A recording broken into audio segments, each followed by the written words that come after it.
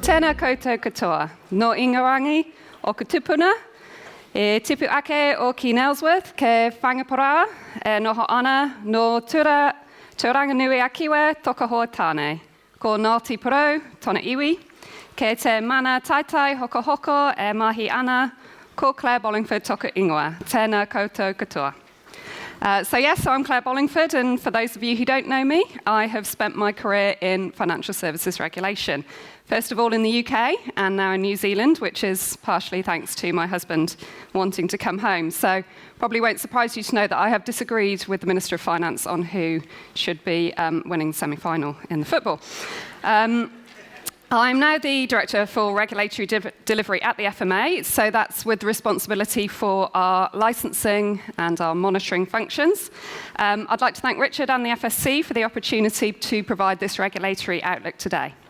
So, as the theme here is building consumer confidence, I'll be talking about the essential role that the FMA plays as a conduct regulator in building that confidence and how we want to work with the industry. I also want to talk to you about our strategic priorities for the year.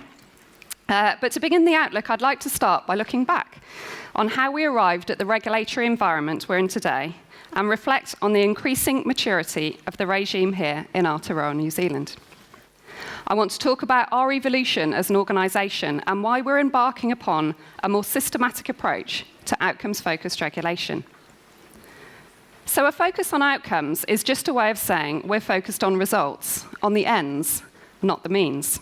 And while it might seem like heresy coming from a career regulator, rules and compliance with rules are not an end in themselves. They're intended as one part of the means to achieve good results for consumers, for markets, and for society. And the result that we want to see is for businesses to succeed because their customers are treated fairly and can achieve their financial goals. Our vision is a financial sector that is working well for New Zealand. Regulation in financial services is best done when it's resilient to the economic cycles and external shocks. Therefore, it's important for the design and delivery of legislation to start from high-level principles, only introducing detailed prescription where it's necessary for consistency in practices. This enables all of us to respond to continually evolving risks, innovation, and opportunities that emerge through the various cycles. The Financial Markets Conduct Act took that approach, as has the recent Conduct of Financial Institutions legislation. The FMC Act is now approaching its 10th anniversary, and to a large extent, the obligations and expectations are well embedded in the services and firms that it covers. We've chosen to regulate these laws in a flexible, proportionate, and collaborative way. We have also been firm where necessary in enforcing the law. The FMC Act enabled the FMA to evolve from an enforcement regulator, cleaning up the mess of the finance companies, into a conduct regulator with a range of proactive tools besides litigation to influence conduct and investor outcomes into the future. Looking back to the passage of the FMC bill through Parliament, this was an era-defining moment for New Zealand. Introducing conduct legislation for the first time was a massive step change.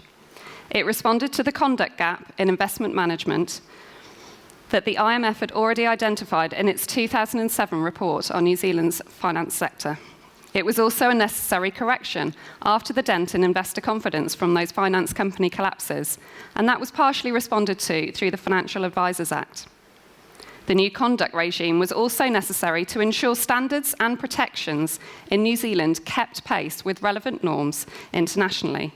And as the IMF had noted, before the impact of the global financial crisis was evident, New Zealand was an outlier by failing to license and supervise investment firms and financial advisors for their conduct and disclosure. If we look at the difference in the investment management sector over the past decade, there are real signs of growing confidence and maturity. In 2013, KiwiSaver had just over 2 million members. It's now holding the assets of more than 3 million people. 10 years ago, total money invested was $16.5 billion. In our report last year, it was pushing towards $90 billion. That's a 500% growth in funds already starting to improve the retirement well-being of New Zealanders and helping people appreciate the value of long-term savings and investment habits. We've seen a surge of interest among a new generation of retail share investors in the wake of successful online trading platforms entering the market. And our latest investor sentiment survey shows investor confidence in the markets has reached 75%, a big lift from last year. So strong oversight and open dialogue are imperative to nurture this growth, along with the expertise and dedication of the industry professionals, or to promote investor confidence. Periodic reviews of legislation also help to ensure regimes remain fit for purpose. The original financial advisor regime was reviewed in 2016 and 17, and the new improved Financial Services Legislation Amendment Act introduced, giving a more comprehensive protection for consumers and consistency of standards across all providers of financial advice. The Financial Markets and Conduct Act also established what we call the FMA's perimeter, the borderline of our formal powers. Most obviously, this perimeter boundary is where we see criminal activity that causes harm to the public and erodes confidence in the system. This is why we are so alert to frauds and scams. But our regulatory perimeter is also including key financial services that are unregulated or lightly regulated, as was the case with banking and insurance conduct until the recent reforms. It's along this perimeter, as well as in our core remit, that our responsibilities and reach overlap with other regulators, in particular the RBNZ and the Commerce Commission, requiring close coordination and collaboration so that our combined regulatory efforts deliver the best results for New Zealand and New Zealanders. This has been recognised in the formal establishment of the Council of Financial Regulators in the recent reform of the Reserve Bank legislation. So fast forward 4 years after the introduction of the FMC Act to 2018. We defined New Zealand's response to the Australian Royal Commission jointly with the Reserve Bank, culminating in the conduct and culture reviews for banks and life insurers. This revealed another conduct regulation gap at the heart of our system when it came to the conduct of our major retail institutions. We said at the time that the issues we uncovered in those reviews were not evidence of the systematic misconduct and harm witnessed across the Tasman, and we maintain that view. But our conclusions were sound and have been borne out by the significant levels of remediation that has been required over the past 5 years. They were that banks and insurers had poor conduct risk management and weak systems and processes for identifying and managing poor customer outcomes. Those reviews also revealed a complacency that firms convinced themselves good intentions alone could result in good outcomes, and saying that they were customer-centric would somehow make that happen in practice. Further investigation following these reviews led us to use the powers we already had in the FMC Act under the fair dealing provisions to tackle misleading and deceptive conduct and enforce against the most egregious examples of what were frankly sloppy and careless approaches to customers. So since the reviews, there have been 7 civil proceedings resulting in our largest penalty to date of $3.5 million. These cases provide lessons in how the court views the application of the fair dealing provisions in law, and important guidance for firms on conduct, but also the need to invest in appropriate systems and controls. But all that said, it is critical to understand these fair dealing powers can only ever be reactive.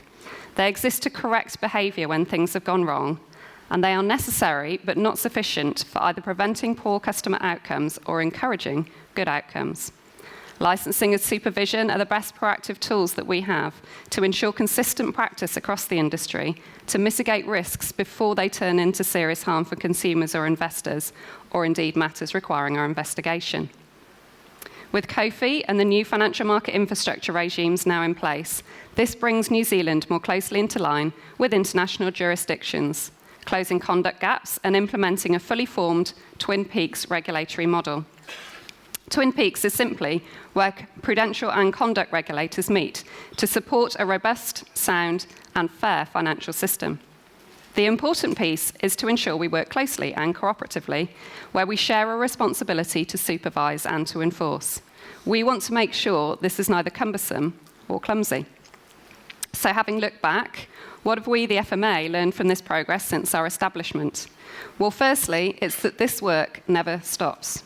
And our dedication to promoting investor confidence and ensuring customers are treated fairly is important to the well-being of all New Zealanders. Secondly, the lessons that we've taken for the past are why we have gone through our own substantial changes, both in the way we're organised and how we will focus our efforts in the future. And thirdly, that working with industry collaboratively and constructively to deliver our statutory duties and to achieve our vision is really the only way to make that possible.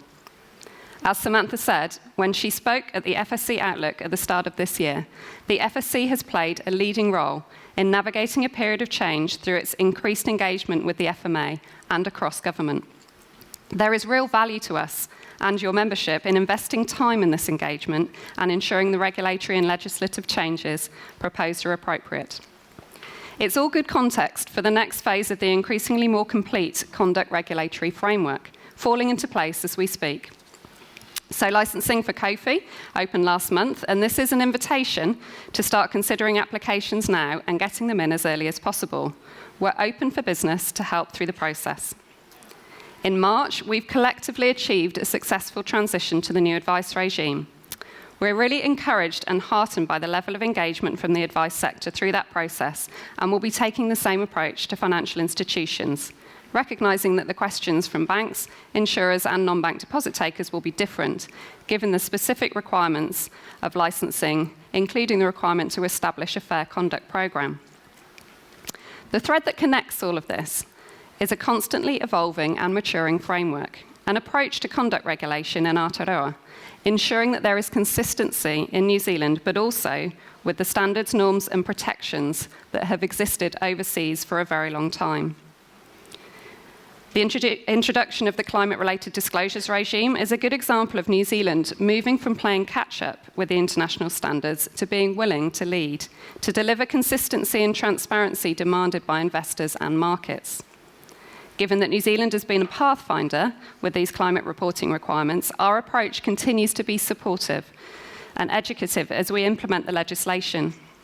Most recently, you'll have seen us release a range of tools, resources and draft guidance to help firms meet their obligations. Another thread that weaves these regimes together and regulations is that we are evolving our own approach to supervision and monitoring towards a more consistent focus on outcomes. This is the first of our key priorities for the year ahead. Along with this successful transition to outcomes-focused regulation, our short to medium strategic priorities are to improve our understanding of the drivers of market, provider, and consumer behaviour, to proactively minimise harmful conduct on the perimeter, to deter misleading value propositions, and successfully implement the new regimes. Starting with the new regimes first, I've already mentioned how our approach to implementation is not going to change. There should be no surprises here. The industries we regulate have heard from us about our approach to COFI and to CRD, and this approach will be in line with the new advice regime. We are here to listen and to collaborate with firms in an educative way to bring these regimes to life. We don't expect this to be straightforward, but the more that we understand each other and engage through the implementation, the better the outcome will be in the end, for industry, for consumers, and for New Zealand. So that we can also bring our outcomes-focused approach to life, we'll be sharing with you later this year a proposed set of consumer and market outcomes that we think we should all be focused on achieving. We will, of course, be consulting on these and spending time listening and responding to your feedback. We reviewed in 2017 we reviewed our 2017 conduct guide this year and formed the view that it was still fit for purpose. The overarching principles of culture, controls, capability, conflicts, and communication should still be a consistent compass for all providers of financial services in all the sectors that we regulate.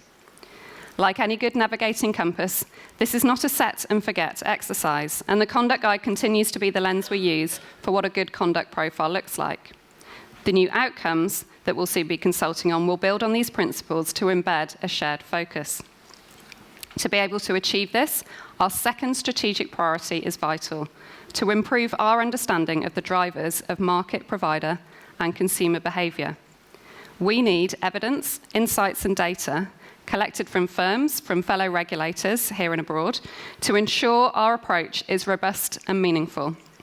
We will then have an evidence base to decide where to focus our discretionary efforts and a feedback loop to evaluate the impact of these actions, together with core intelligence data to improve our practices. Responding to threats and harms on our perimeter remains our third strategic priority. We know that protecting the perimeter is also important to firms because ensuring it's rigorously applied supports confidence across the board and recognises the efforts that firms have invested in complying with their obligations. Nobody wants to see scammers undermining public confidence in a system designed to protect them. We also understand from our international colleagues that many of these threats are on the rise everywhere. As the global surge in scams are crimes that require a coordinated response. Aotearoa cannot go it alone, and neither can we work in silos at home if we're to respond effectively. The International Organisation of Securities Commissions has raised this to the top of its agenda, and so have we. Challenging unregulated harmful activity when it originates overseas stretches the FMA to the limits of our domestic powers and jurisdiction. Our recent stop order against Validus shows, I hope, that we will do all that we can to meet this challenge. We were not surprised that Validus appealed against our decision. We were prepared for this and have welcomed the court's judgment on the use of our powers. We do hope that our action sends a signal here and abroad. But sadly, we know that our enforcement actions alone will not be sufficient to end this type of activity or to protect the public from the blizzard of scams that is now confronting them in social media, online, on their phone, and even in their communities through word of mouth. So you can expect to hear more from us on this in the months ahead, and whenever you can, please do share our alerts and warnings, promote our resources, and raise awareness to help people pause, stop, think, and protect themselves before handing their money over to scammers.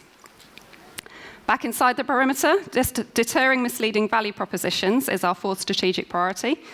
This will see us continue to assess inappropriate advertising, value for money, poor disclosure, and increasingly under COFI, the design and distribution of everyday financial products.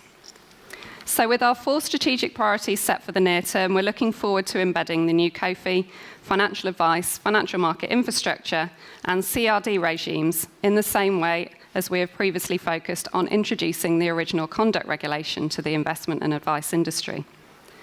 These periods of change do take a little time and patience to settle in, but the clear evolution and steady progress of regulatory maturity that Aotearoa New Zealand has achieved to date is well worth acknowledging. I also want to acknowledge and celebrate Aotearoa as an exceptional place to live and work. There are excellent people in this industry dedicated to delivering good outcomes for their customers. The importance for us in recognising our own story is to appreciate where we can improve and move faster in setting the right direction for the whole financial services sector under our watch. A more resolute and consistent view of outcomes-focused regulation is the best way for us to achieve what I think we all want to see, which is a financial sector that is working well for all New Zealanders. Tēnā koutou katoa. Kia ora. Thank you, Claire.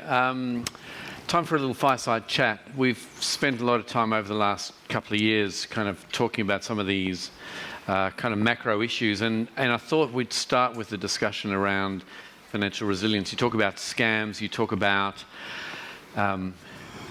just stories of just bewildering and grief, and then the money's gone and it's never going to come back. I mean, how do we help people kind of not fall into these traps with the regulator's hat on?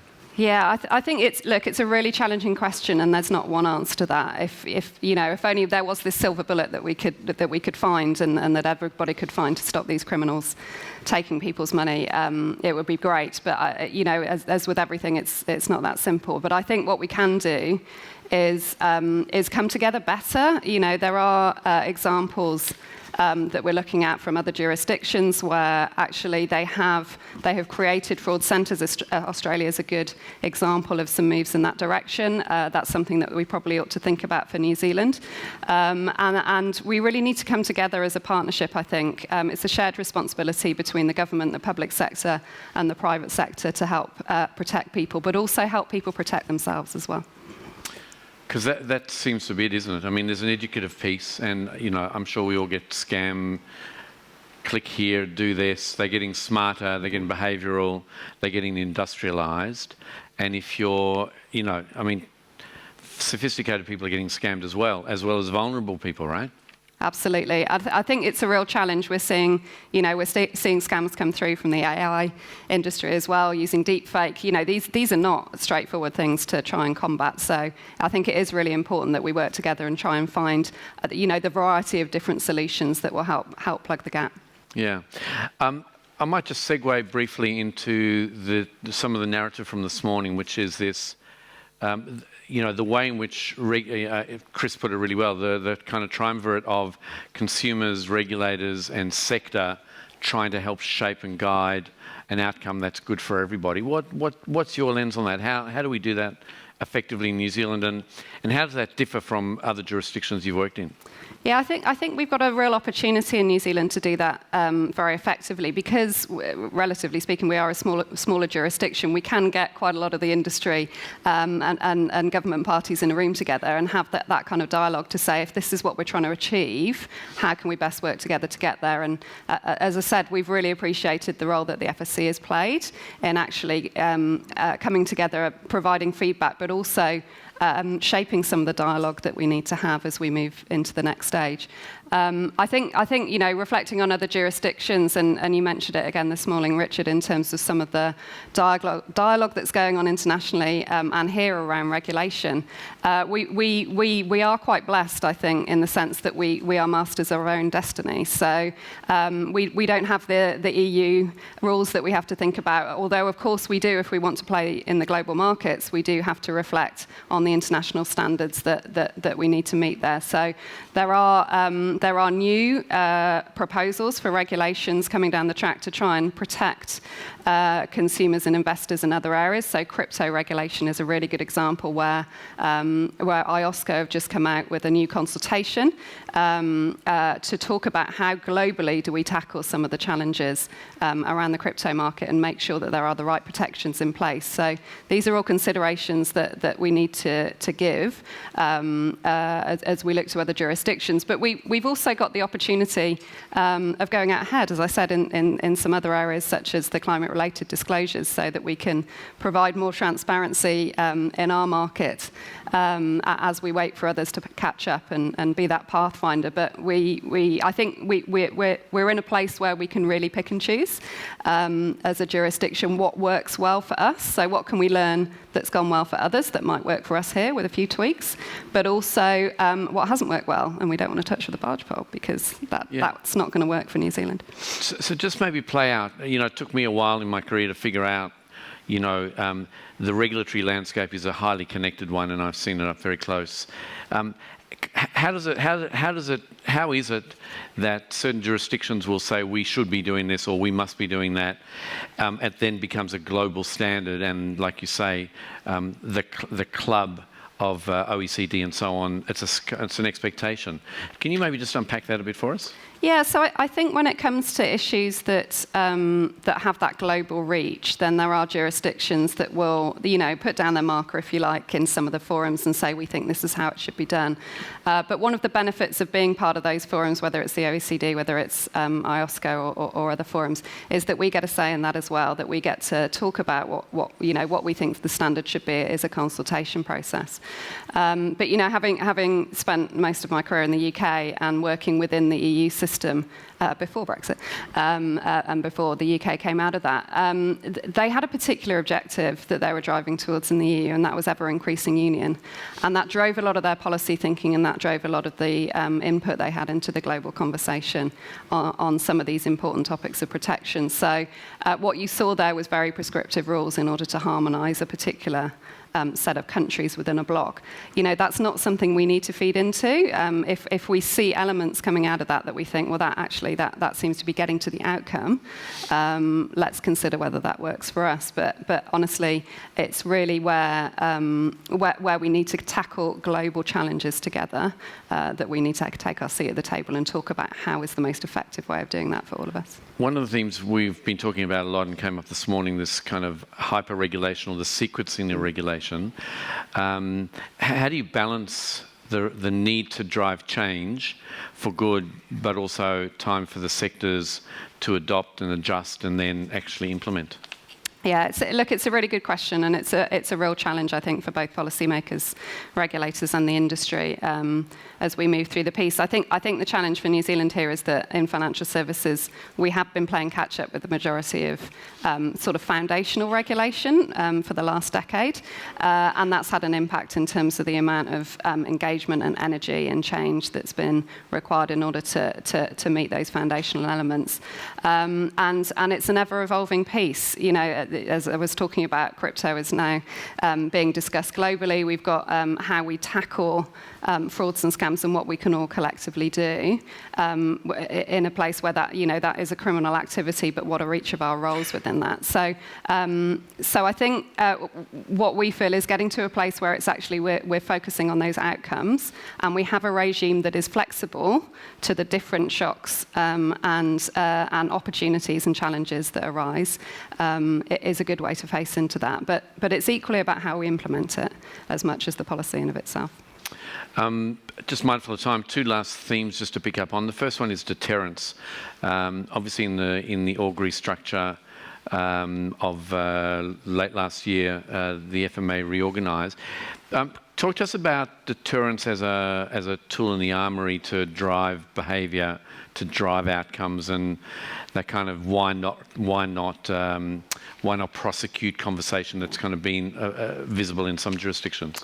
Yeah, and that, you know, that's not a conversation. The why not litigate is not a conversation we have here. And look, I think while we will continue the strategy that we've had as the FMA to date, which is where we see harms, particularly harms that we need to put a stop to straight away, then we will take action. Where we see poor behaviour in the market, we do need to call people out on that. That's part of actually, and I've heard different sides to this from the industry. Obviously, it's not a very nice experience to go through, and we appreciate that.